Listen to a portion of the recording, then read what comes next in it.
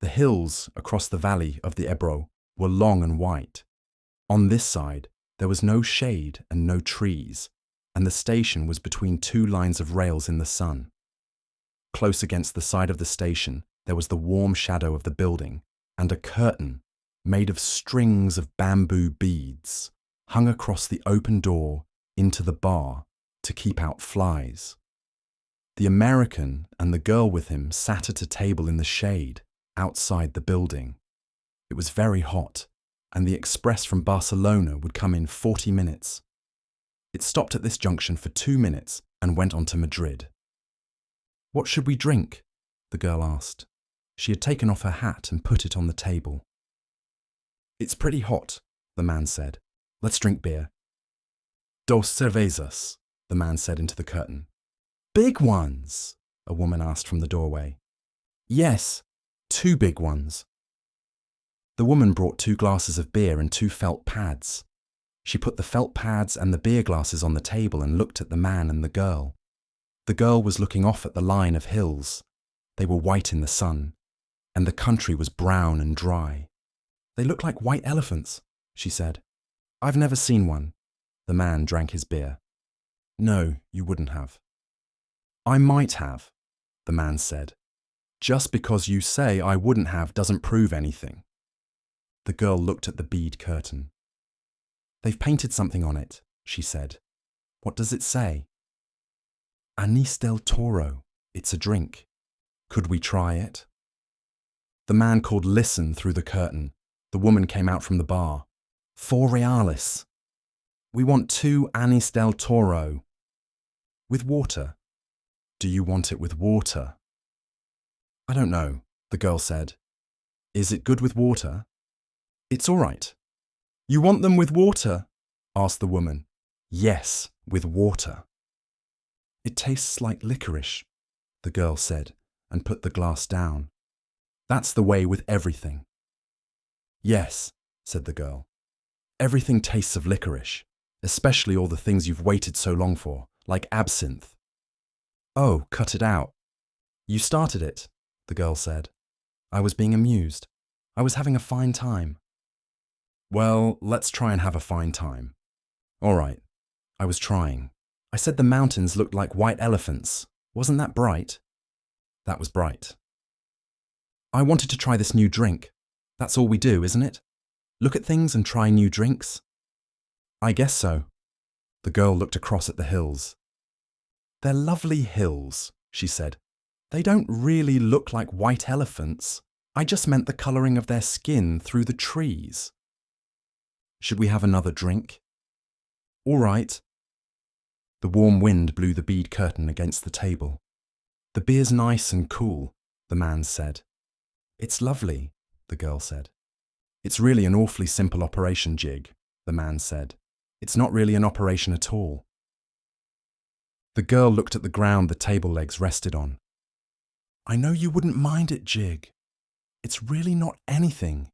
It's just to let the air in." The girl did not say anything. "I'll go with you and I'll stay with you all the time. They just let the air in, and then it's all perfectly natural." "Then what will we do afterward?" "We'll be fine afterward. Just like we were before." "What makes you think so?"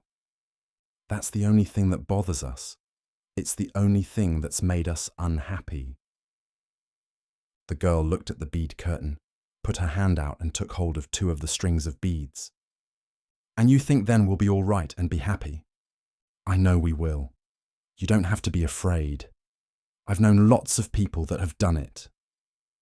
"So have I," said the girl, "and afterward they were all so happy." "Well," the man said, "if you don't want to, you don't have to.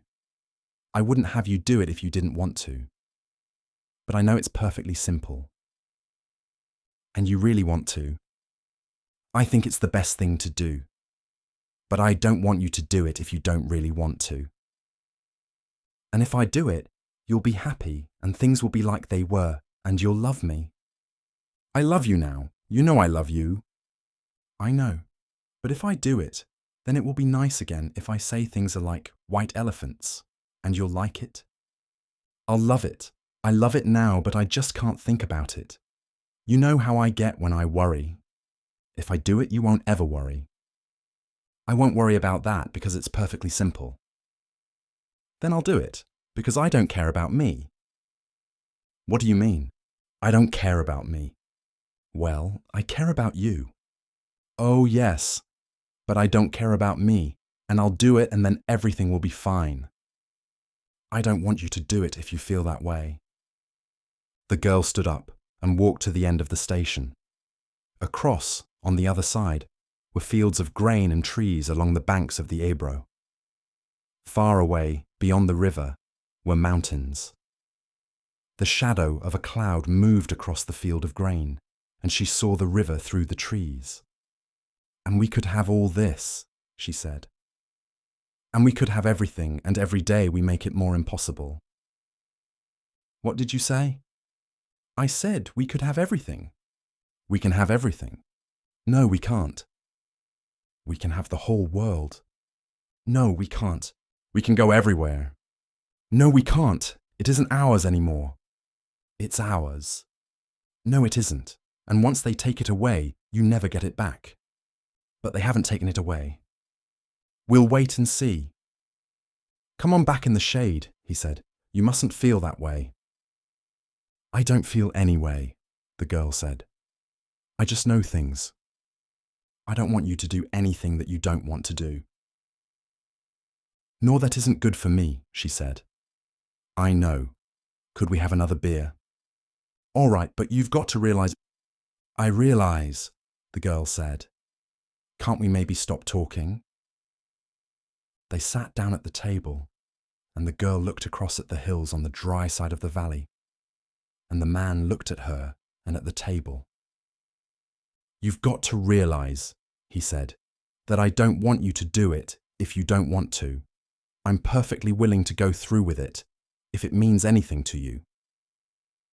Doesn't it mean anything to you? We could get along. Of course it does, but I don't want anybody but you. I don't want anyone else, and I know it's perfectly simple. Yes, you know it's perfectly simple. It's all right for you to say that, but I do know it. Would you do something for me now? I'd do anything for you. Would you please stop talking? He did not say anything, but looked at the bags against the wall of the station. There were labels on them from all the hotels where they had spent nights. But I don't want you to, he said. I don't care anything about it. I'll scream, the girl said. The woman came out through the curtains with 2 glasses of beer and put them down on the damp felt pads. The train comes in 5 minutes, she said. What did she say? Asked the girl. That the train is coming in 5 minutes. The girl smiled brightly at the woman to thank her. I'd better take the bags over to the other side of the station, the man said. She smiled at him. All right, then come back and we'll finish the beer. He picked up the 2 heavy bags and carried them around the station to the other tracks. He looked up the tracks, but could not see the train. Coming back, he walked through the bar room, where people waiting for the train were drinking. He drank an anise at the bar and looked at the people. They were all waiting reasonably for the train. He went out through the bead curtain. She was sitting at the table and smiled at him. Do you feel better? He asked. I feel fine, she said. There's nothing wrong with me. I feel fine. Enjoyed the story? I post new audiobooks every week, so don't forget to hit subscribe and turn on notifications so you never miss one. I'd love to hear your thoughts. Drop a comment below and let me know what you thought of this story, or suggest what you'd like to hear next. Before you go, please consider treating yourself to a free audiobook on Audible. Just click the link in the description, start your free trial, and dive into thousands of classics. No strings attached, your first book is free, and it helps support the channel. Happy listening.